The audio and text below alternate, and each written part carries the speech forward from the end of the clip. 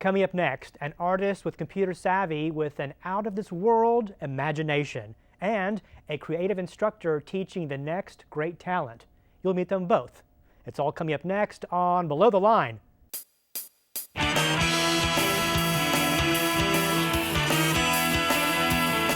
It's Below the Line with George Peroulas. Tonight's guests are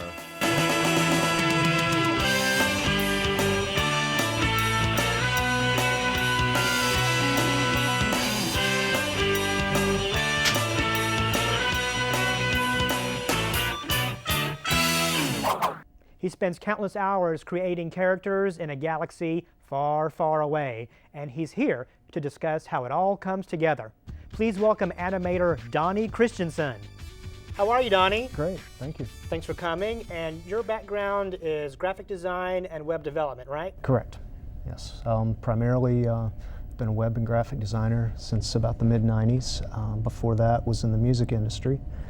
And from there I just moved into animation and design. And right now you're creating a trilogy of films. Yes. What is that all about? Well, the series is called Star Force 7, and it's a science fiction fantasy series, far future, set in the 44th century on a distant planet. Now there are different kinds of animation, of course. We know Yes. there is the old school pen and paper and the cell, and of course you're dealing with computer animation on this project, right? Correct, yes. Everything is what's called 3D or CG animation, where we build the sets as 3D models, and we have a lot of flexibility in that we can move the camera around even after we've completed shots. If we need to go back and fix something, it's very flexible for reuse, which is one of the things I love about doing animation like that. Now the basis of computer animation and computers in general is mathematics. Is that something you are good at, and do people need to be good at math to get into this? Well, it depends on what role you're playing in the animation. I approach it more from the artistic standpoint, designed visually with the software. Everything is manipulated on screen just like you would in a program like Photoshop or graphic design software. So I don't get in a whole lot of the mathematics behind it. Now, behind the the scenes of the the software itself, there's just tons of math going on, and you really have to be into physics and that sort of thing if you're going to write software like that. Also, if you're doing any kind of script or programming, like if you have cloth simulation where you're simulating cloth movement or hair on the characters, things like that, then you need to be well versed in math. But I'm more, in this case, more like a director working with those assets after they've been created. Now, as a kid, I liked the Bugs Bunny cartoons and Superman and Friends and all of that stuff, Scooby-Doo. What did you like watching as a kid? Scooby-Doo was definitely one. Scooby-Dooby-Doo! Exactly. The old, all the Hanna-Barbera cartoons, and of course Star Wars. My generation, we grew up on Star Wars and Star Trek, so that was a big influence. So watching all these cartoons way back then, did you think that would inspire you to become a feature filmmaker in this genre? Yes, I knew I always wanted to make movies as a kid. I really didn't know where to start, and after high school, I got into the music industry and just kind of forgot about that. And then in the 90s, the technology was finally there that I, had a chance at learning how to do this without a lot of investment and experience. So I just took it from there. And what was the educational background that you needed to do this? I just figured it out. I had absolutely no background or experience at all. I started out by, reading magazines about computer graphics. Didn't have a computer or anything at the time, and so I just kept trying to learn as much as I could about the software and the hardware. And it was a few years before I actually started doing it, which, back then we didn't have the great search engine and the web like we have today. Now you can just go online and learn anything with a video, it seems, but back then it was all books and magazines or trial and error. And I finally found some software in a computer store, bought that, and a couple weeks later got a computer and just figured out how to use it. So how do you begin creating these stories? Do you begin with a character or a scene concept? How does it work for you? Typically with everything, I approach it more from a world building perspective, and I will build like the environment that the characters are in, the characters themselves, and then just kind of let a story develop from there. I'll, maybe plot situations or scenarios that, to throw the characters in the middle of, and then I will just go write a script or a story treatment and just further develop that, and then we get to the point where it's ready for production. And when you're actually creating these locations and these characters, talk about the actual time it takes, hours, weeks, days, months, to put this all together. It's a lot of work. Yes it is. Well, one example, we have a scene that is roughly about a 20-second shot, and the total time on that shot was about 210 hours. You have the set building of modeling the environment. You have what's called test rendering, and then you have texturing work, things like that, where you're putting the surfaces on the models, and then the animation itself. And then you have what's called the final render, where it processes the video and gets all the textures and colors into everything. And that is very time consuming. So just in 20 seconds of animation, you're looking at 200 or so hours. And that's why it takes several years to get a feature film made. We see them coming out every summer. There's always a huge blockbuster movie, and now they're year-round, these animated films, I guess for kids and for kids of all ages.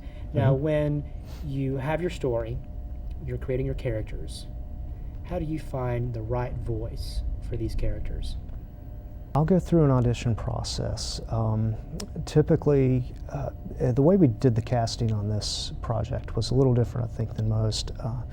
I didn't know anything about doing casting when I started this, and so I just talked with people I knew, musicians mostly, being a member of music communities, and I was familiar with their work from interviews I'd seen or videos I'd seen of them, so I knew they had a good voice, and I asked them to read samples. So they recorded and sent me a sample scene, and I kind of just thought about it and pictured what that would be like with the character. Sometimes it was a fit, sometimes it wasn't, and then I just kind of matched it from there. Just took all of these voice files and then thought about what character that would fit. Now, in your daily life, you're running errands, getting coffee, going to the store, you're talking to all sorts of people around town. Now, be honest, when you're talking to these people, do you think sometimes, wow, that lady or that man has an interesting voice? All the time. I would love to get a hold of him and put him in my movie. All the time, and I will ask people if I'm in the grocery store. Sometimes I say, "Do you ever do voiceover work?" And sometimes I get some strange looks, but you got to take that risk, and sometimes it works out. Now you have people from all over the country helping you on this film, including voiceover actors. Yes. Talk about the voice recording session and how that works. Well, with the out-of-town cast, we've got people in Vancouver, LA, Detroit, just all over the place. One of the requirements when we started casting, I wasn't plugged into the local community here at all at the time, so I really looked for people who had their own place to record, and everybody that's out of town have their own recording studios. Most of them are musicians or broadcast professionals, and typically I will send them the script and they will just record several versions of those scenes and send them back. Every now and then we will direct sessions over Skype, but most of the time it's hands-off, and I give them their character background, their scene background, their motivation, and they just send me back brilliant performances. And it's really easy to work with the folks. Everyone is just minimal retakes. And what equipment is used for the recording? It varies. Some of the artists have high-end professional studios with Pro Tools and the huge mixing consoles and everything you would typically find in a high-end studio. Other folks are just using a laptop, and it's across the board. But everyone has really good microphones and at least a quiet room they can record in. So it's worked out when I get the files, I'll take them into my studio and just clean up, do any editing that I need, and everything sounds really good. You're in the studio, the actors are reading what you wrote. How do you feel when they're bringing these characters to life? Man, there's nothing like it. It's really cool to see them bring these characters to life. For me, that's the best part of this phase of production, is seeing the performances or hearing them, if it's, whether it's an in-person session with the local cast, it's just hearing that character and totally disconnecting that, the actor, you believe it's the character, and that's pretty awesome. That's the best part. Very good. When we come back, we'll take an exclusive sneak peek at Donnie's film, The Chill of Distant Eyes. Stay with us.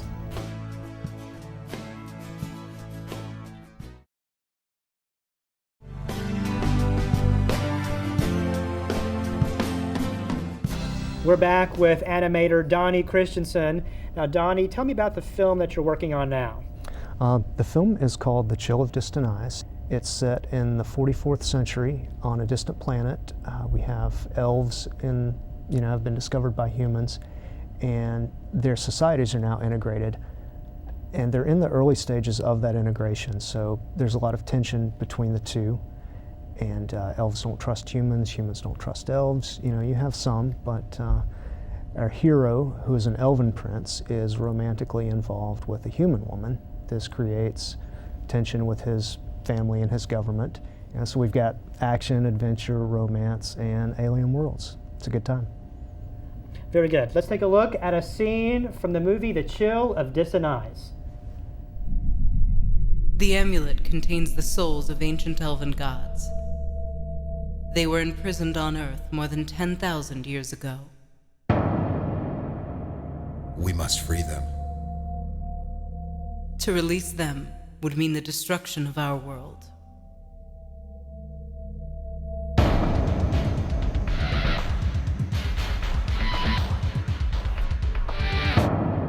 Still glad you tagged along?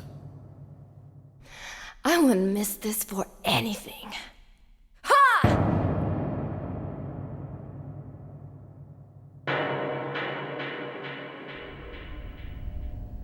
Very exciting. I look forward to seeing the feature. Thank you. Now let's transition into something else. How important is social media in getting the word out about your project? It's very important, right?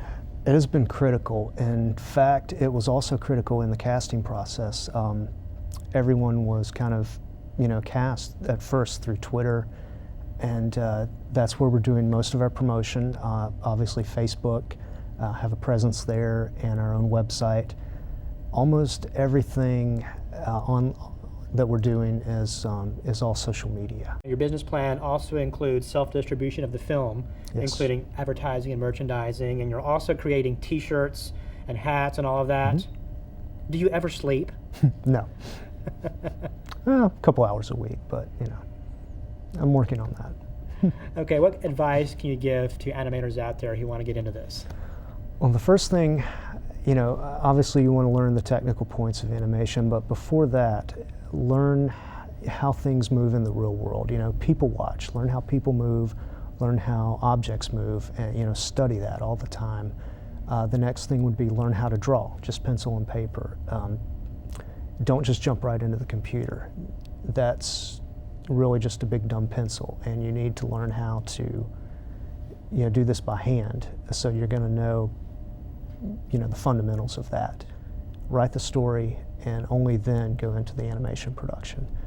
But when you're at that point, maybe get a good school, learn videos online, and check out all the software out there and learn what works for you. Don't just use something because somebody says that's the best, or you have to use that because you're an animator.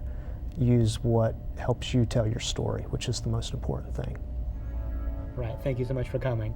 George, thank you very much for having me. Still ahead on Below the Line, you'll meet an acting coach who prepares actors for the stage and screen. You'll meet her next as Below the Line continues. Stay with us. From North Carolina to California and back here again, She's a well-respected architect of performance for actors of all ages. Please welcome acting coach Helen Kearney Konen. Welcome, Helen. How are you? Thank you, George. I'm great. Nice to be here. So after high school, you moved to California to go to college, right? Yes, I did. I started out at a community college, Orange Coast College in Costa Mesa, and then transferred to Cal State University Long Beach. And I started out as a voice major because I always sang. And then after my first year, I changed my major to theater arts. And how did the acting coaching begin for you? Coaching really came out of directing. When I would direct a play and working with some people in community theater who had never acted before, I found myself able to draw out of them what they really didn't know was in there. The way I have always taught actually is sort of from a director's standpoint, and I direct kind of like really from an acting coach's standpoint. That is where my sensibility is. As an actor, I know what needs to be communicated to the actor. So you're back in North Carolina. Yes. You are coaching and teaching actors for the stage at Theater Charlotte. And when did your transition into TV and film come into play? Well, when I started teaching at Theater Charlotte in 2002, I first started out with actors who wanted to do stage. Within probably a year or so, it seemed like all the actors who would come to my classes wanted to train for film. So I would say probably 99% of the actors that I have in my classes and in private coaching are training for film, commercials, less stage though. I don't make a differentiation in acting techniques and principles for stage versus film, because from my perspective, the acting should always come from the same source, which is listening and reacting to whatever is being said to you by another actor, or a look or body language or whatever. It is that connection that has to be there. What is your approach to coaching child actors or teens? You have to appeal to them on their level. So you have to identify with them and give them situations, either in scripts or just speaking their language, for them, first of all, to even listen to you and give you any credibility at all. They don't want to be talked down to, and I treat them as I do my adult actors, really. They want to do things that are fun. So I started writing a lot of monologues and comedy skits because that appealed to children and preteens and teens. But I teach them real acting principles. It's just more fun. They want to do comedy more than dramatic work. So how do you coach adult actors? Adult actors, I can identify and teach real concepts and techniques. They all have experiences when you get to be, 20, 21 and up. So they have more life situations that they have been through or know people who have been through, that they can relate to different situations and scenes. So I still deal with them as I do every actor, is seeing what is in them and naming their strengths, number one, because we all need encouragement from the outset to be comfortable to listen, really listen to everything else that you're being taught. And I usually find that adults, as well as children and teens, have much more inside to work with than they would say of themselves to begin with.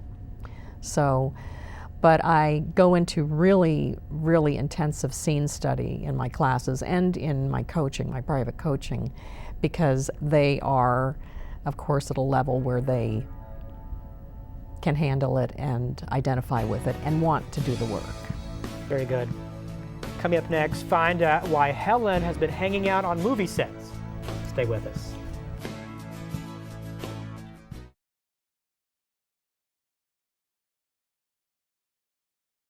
We're back with acting coach Helen Kearney Konen. Helen, now your acting classes and your reputation has been very admirable these past few years, and you've been asked to do some on-set coaching on movie sets. How do you like that? I love that. That's very, very exciting and very challenging. As a coach, I always see what should be. And it's exciting to have a scene and it's maybe not quite working, or it doesn't seem natural, or the progression of where the two characters are supposed to end up at the end of the scene is it's just not getting where they need it to be and what the director wanted it to end up being. So as a coach, I can see what these characters need to get there and why they are saying these things to each other. All characters have a history. So my job is to have the actor understand what is behind everything they're saying to this other person, and use the concept of subtext and just the psychology of everything they're doing that gets them to where they need to be. Now, is it hard not to cross a line into the director's job on the set? Yes, it is hard. It's something you have to be aware of because you have to defer to the director's vision. It is the director's vision. So you have to be respectful of that. And if you see something, then you politely ask if you may, intervene, and how about, would you let me try this? And but it's the director's vision, and you do have to know your place in that. But it's very exciting because you see changes that are usually appreciated, by the director because that is the end vision, but they're concerned with getting the shots, and the coach can really implement a lot of what they want to happen. What do you get out of seeing your students succeed? Absolutely satisfying.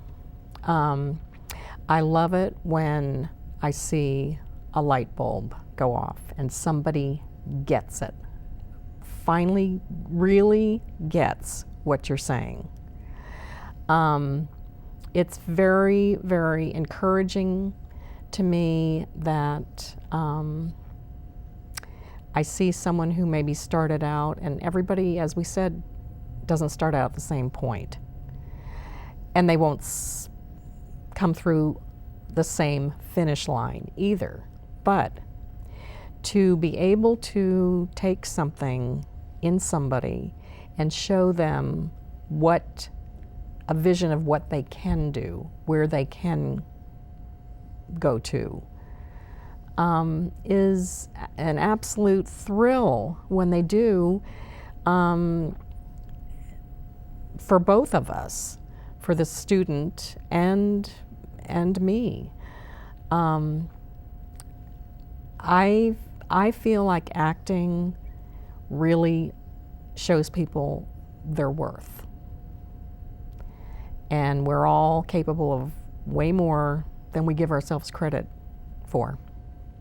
And so it's always an adjustment. It's always having real moments with, with the students too in our work, which is great. Well, thank you very much for coming. I appreciate you being here. Thank you, George. It was a pleasure. All right. Below the Line continues. Stay with us. Thanks again to my guests, Donnie Christianson and Helen Kearney Konen, and thank you for watching. Please feel free to contact us with your questions, comments, or show ideas. The email address is belowtheline21@gmail.com, and join our fan page on Facebook. We'll see you next time.